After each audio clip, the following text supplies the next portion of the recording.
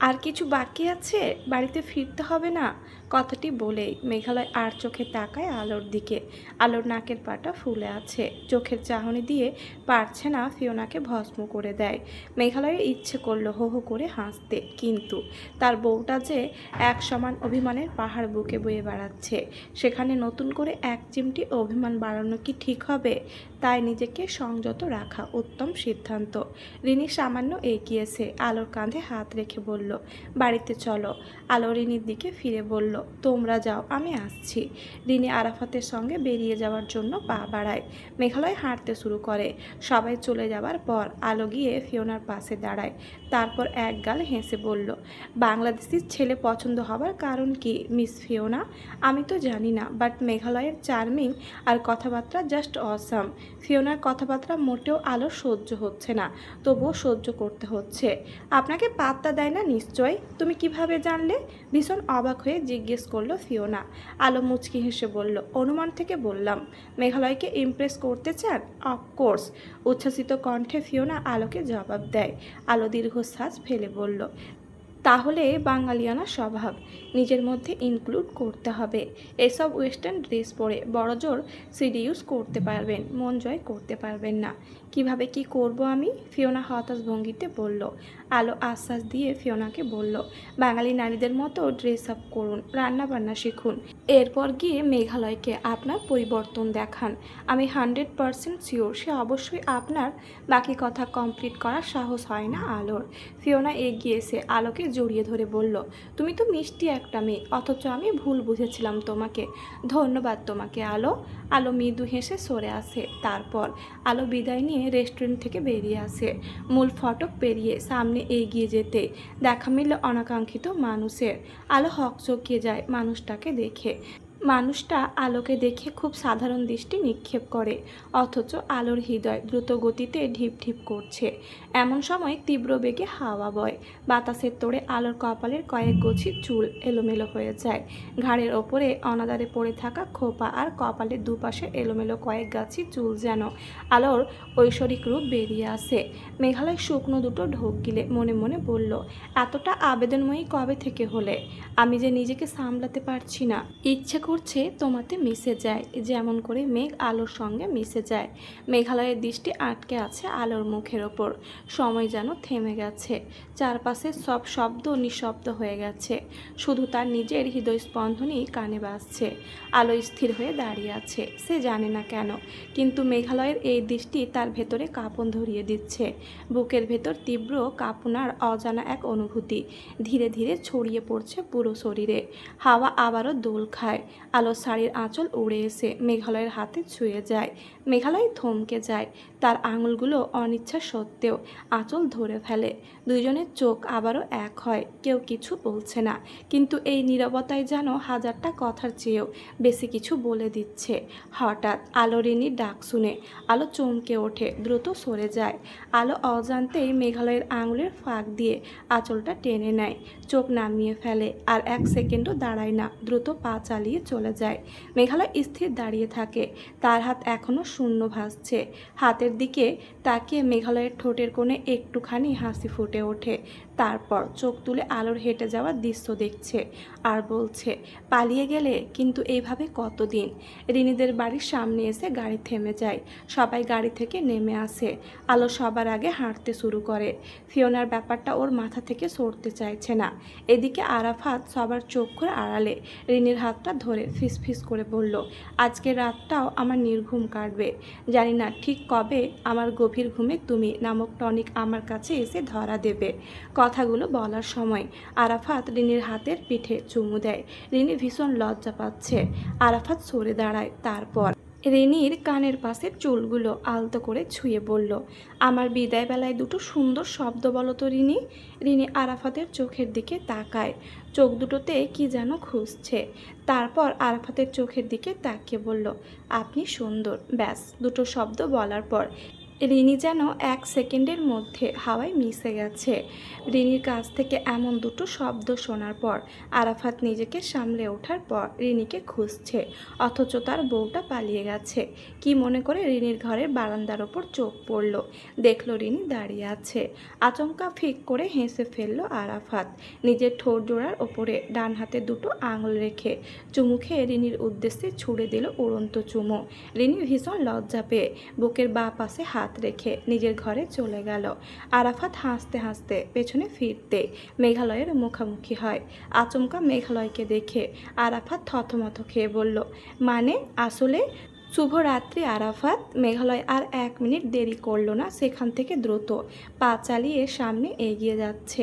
হাঁটতে হাঁটতে হঠাৎ থেমে যায় সে, তারপর পেছনে ফিরে আরাফাতকে উদ্দেশ্য করে বলল, ফ্রেন্ড সার্কেলের সবচেয়ে নিরামিষ ছেলেটাকে হঠাৎ করে আমিষ হতে দেখার পর নিজেকে বোঝাতে পারছি না আরাফাত, আমি টোটালি শকড। মেঘালয় কথাগুলো বলতে বলতে হেসে ফেলল। আরাফাত নিজের লজ্জা ঢাকতে অতি দ্রুত একটা ক্যাব নিয়ে রওনা হলো। মেঘালয় বাড়ির ভেতরে ঢোকার পর মুখোমুখি হলো রিনির বাবার সঙ্গে। ছোট চাচুর শরীরের হালচাল জিজ্ঞেস করে নিজের ঘরের উদ্দেশ্যে রওনা হলো মেঘালয়। ঘরের দরজা খুলে ভেতরে প্রবেশ করতে উষ্ণ হাওয়া এসে গা ছুঁয়ে যায়। মেঘালয় বাম হাতের ঘড়িটা খুলে ড্রেসিং টেবিলের ওপরে রেখে বদ্ধ জানালা দুটো খুলে দিল। জানালা খোলার পর ঠান্ডা হাওয়া এসে মেঘালয়ের গা ছুঁয়ে ঘরের ভেতরে প্রবেশ করলো। পুরো ঘরের উষ্ণতা কেটে মুহূর্তের মধ্যেই শীতলতায় ছেয়ে গেছে। আকাশের দিকে তাকিয়ে দেখতে পেল এক ফালি চাঁদকে। চাঁদের মধ্যে আজ আলোর মুখটা যেন ভেসে উঠল। এলোমেলো কয়েক গাছি চুলের ফাঁকে শ্যামা মুখটা ভীষণ আবেদন নিয়ে তাকে কাছে ডাকছে যেন। বহু বছর পর নিজের ভেতরকার প্রেমিক মেঘালয়কে আবিষ্কার করেছে। বহু বছর আগে যেমন করে আলোর মাঝে নিজেকে আড়াল করে ফেলার পাগলামি ছিল, আজও ঠিক তেমন করে নিজেকে আলোর মাঝে নিজেকে লুকিয়ে রাখতে ইচ্ছে করছে। কিন্তু মেঘালয় দীর্ঘ শ্বাস ছাড়ল, তারপর খালি বিছানার ওপরে দৃষ্টি পড়ল। ধীর পায়ে হেঁটে বিছানার এক পাশে গিয়ে বসল। অচেতন আলো যেই বালিশে শুয়েছিল সেই বালিশটা হাতে তুলে নাকের কাছে আনলো। আলোর চুলের মিষ্টি ঘ্রাণটা যেন এখনও বালিশের কভারে লেগে আছে। মেঘালয় গভীর শ্বাস টেনে আলোর চুলের গন্ধ অনুভব করার চেষ্টা করে। তোমায় যে কেন এত করে চাইলাম, আজও উত্তর পেলাম না। তোমাকে ভালোবেসে আমার প্রতিটা শ্বাস প্রশ্বাস কেমন ব্যথাময় হয়ে উঠেছে। তোমাকে ভালোবেসে আমি কি পেয়েছি ব্যথা ছাড়া? তাহলে তোমার আমার ভালোবাসার নাম কি? ব্যথাবাসা? রাত তখন 11টা বাজে। রিনি আলোকে নিয়ে ছাদে চলল। রিনির আজ মন ভালো। আলোর সঙ্গে গল্প করার ইচ্ছে থেকে ছাদে যাওয়ার প্ল্যান করা। ছাদে প্রবেশ করার পর আলো রিনিকে প্রশ্ন করল, ছাদ এত সাজানো গোছানো থাকতে পারে আমি কখনো সচক্ষে দেখিনি। অনেকে আছে না বৃষ্টি বিলাস কিংবা জ্যোৎস্না বিলাস করে, আমার তেমন ছাদ বিলাসের শখ আছে। কয়েকশো ফুলের মধ্যে একটা দোলনা, আর সেই দোলনায় বসে আমি চাঁদকে দেখতে ভালোবাসি। কথাগুলো বলার সময় রিনিকে অন্য জগতের মনে হলো। রিনির চোখে মুখে সুখী মানুষের ছাপ স্পষ্ট প্রকাশ পাচ্ছে। আলোপূর্ণ চাঁদের দিকে তাকিয়ে বলল, তোমার কি কোনো কারণে আজ মন খারাপ? রিনি খানিকটা বিস্মিত হয়ে বলল, তুমি জানলে কিভাবে? আলো মুচকি হেসে বলল, আজ তুমি এই বাড়িটাকে, এই বাড়ির ছাদকে, এই বাড়ির প্রতিটা কোণাকে আর তোমার আপনজনদের জন্য মিস করছো। কারণ এই বাড়ির মেয়ে হিসেবে তোমার আজই শেষ দিন। ভবিষ্যতে এই বাড়িতে তুমি আসবে, কিন্তু বিয়ের আগের রিনি আর বিয়ের পরের রিনির মাঝে তখন আকাশ পাতাল ব্যবধান থাকবে। রিনি দীর্ঘ শ্বাস ছেড়ে অদূর আকাশের ধ্রুবতারার দিকে তাকিয়ে বলল, আজ নিজেকে ছন্ন ছড়া লাগছে। মনে হচ্ছে এতদিন আমি ঘোরের মাঝে ছিলাম, বিয়ে হবার পর আমার ঘোর ভেঙে গেছে। রিনি থেমে যায়। ছাদ জুড়ে নিস্তব্ধতা নেমে আসে, সকল নীরবতাকে ভেঙে চুরমার করে রিনি শীতল কণ্ঠে প্রশ্ন করল, আচ্ছা আলো, তোমারও কি এমন অনুভূতি হয়েছিল? আলো রিনির মুখের দিকে তাকিয়ে রইল প্রশ্নটি শোনার পর। রিনির কৌতূহলী চোখ দুটো দেখে আলো কথা বলতে লাগলো বহু বছর পুরনো অক্ষত স্মৃতিদের নিয়ে। আমার শাশুড়ির মাহারিনের আগমন ছিল আমার জীবনের সবচেয়ে আশ্চর্যজনক ঘটনাগুলোর মাঝে একটি। আম্মু আমার জীবনে যখন এলেন, তখন ওনার সঙ্গে আমার একটা ঘটনা সূত্র ধরে দেখা হওয়া, সেই দেখা হওয়ার জের ধরে সেই মানুষটার ছেলের বউ হলাম। জানো না রিনি, আম্মু আমাকে যতটা মাথায় তুলে রেখেছিল, তার চেয়ে বেশি আগলে রেখেছিল মেঘালয় নিজে। বিয়ে হবার আগ মুহূর্ত পর্যন্ত মানুষ যেন আমার মানুষই ছিল। তার কথাবার্তা শুনলে মনে হতো তার সঙ্গে আমার জন্মান্তরের পরিচয়। আমার ইচ্ছা অনিচ্ছাকে সে বিয়ের আগ অবধি থেকে বিয়ের পর অবধি প্রায়োরিটি দিয়েছে। এই যে দুই মা ছেলে মিলে বিয়ের কথাবার্তা ঠিক হওয়ার পর থেকে যেমন করে আপন করে নিচ্ছিল, যে অন্য কোনো কিছু ভাবার সময় পায়নি। আমি শুধু কখনো কখনো মুগ্ধ হয়ে কিংবা আকাশসম আশ্চর্য হয়ে ভাবতাম, আমার ভাগ্য জুড়ে কাদের নাম জুড়ে গেল। রিনি আলোর হাতটা শক্ত করে ধরে আছে, কারণ আলো কাঁদছে। আলো কাঁদতে কাঁদতে বলছে, আম্মু এবং মেঘালয়ের সঙ্গে পরিচয় হবার আগে আমি শুধু জানতাম বাবারা মেয়েদের নিঃস্বার্থভাবে ভালোবাসে, কারণ আমাকে আমার বাবা যতটা ভালোবেসেছে অন্য কেউ ততটা বাসেনি। একটুখানি ভালোবাসা পাওয়ার কাঙ্গাল আমি আচমকা আম্মুর কাছ থেকে এত এত ভালোবাসা পেয়ে। আলোর কান্না দেখে ইতিভাবির বলা একটি কথা রিনির মনে পড়ল। জীবন বাঁচানোর পুরস্কার হিসেবে আমার শাশুড়ি যে আলোকে মেঘালয়ের বউ বানিয়ে আনলো, আসলে এর পেছনে অন্য কারণ আছে। কৃষ্ণবতী মেয়েটার চোখ মুখে ভালোবাসা পাবার এক ব্যাকুলতা আছে। সেই ব্যাকুলতা আমার শাশুড়িকে ছুঁয়ে গেছে রিনি। একটা এতিম মেয়ের পায়ের সামনে পুরো দুনিয়ার ভালোবাসা এনে দেওয়ার জন্য আম্মু এমন সিদ্ধান্ত নিয়েছে। নতুন পুরনো কথাবার্তা শেষ করে রিনি আর আলো নিচে নেমে এলো। রিনি আলোর হাত ধরে তার নিজের ঘরে নিয়ে গেল। তারপর আলোকে নিজের বিছানায় বসিয়ে দিয়ে আলোর পাশে বসলো। আলো রিনির কাণ্ড দেখছে শুধু। আজ থেকে তুমি এই ঘরে থাকবে আলো, যতদিন না পর্যন্ত মেঘালয় তোমার সামনে পাহাড় সমান ভালোবাসা নিয়ে নত না হচ্ছে, তুমি ততদিন অবধি এই ঘরে থাকবে। সে থাকুক তার অভিমান নিয়ে, তুমি কেবল বসে বসে দেখবে কিভাবে তার অভিমানের পাহাড় ধসে পড়ে। কি মনে থাকবে তো? আলো মাথা নাড়ায়। রিনি আলোকে এক পাশে জড়িয়ে ধরে মনে মনে বলল, তোমাদের দুইজনের মিল হোক আমি খুব করে চাই আলো। তুমি তো জানো না পাগলটা তোমার জন্য তার হৃদয় হাতে নিয়ে দাঁড়িয়ে আছে। তুমি গিয়ে যদি একটিবার আদেশ করো, সে অমনি তোমার কাছে হৃদয়ে সঁপে দেবে। এমন ভালোবাসা পাওয়ার জন্য একটু আধটু অপেক্ষা তো করাই যায়। আমরা একটু দেখি এই ভালোবাসা জয়ের খেলায় এবার পরাজয় কার হয়। রাত তখন 3টা বাজে। রিনির মোবাইল ভাইব্রেট হচ্ছে। রিনি ঘুম ঘুম চোখে মোবাইল হাতে নিয়ে দেখল মেঘালয়ের নাম্বার থেকে কল এসেছে। রিনির ঘুম উড়ে গেছে। কোনো মতে কল রিসিভ করতেই ওপাশ থেকে ভেসে এলো দুটো বাক্য, রিনি তোমার ঘরটায় আমার জায়গা হবে? ঘুম আসছে না, বুকের বাঁ পাশে খালি লাগছে, বলো তো এই রোগের ওষুধ কি? মেঘালয়ের কথাগুলো শুনে রিনি মুচকি হেসে ঘুমন্ত আলোর মুখের দিকে তাকায়।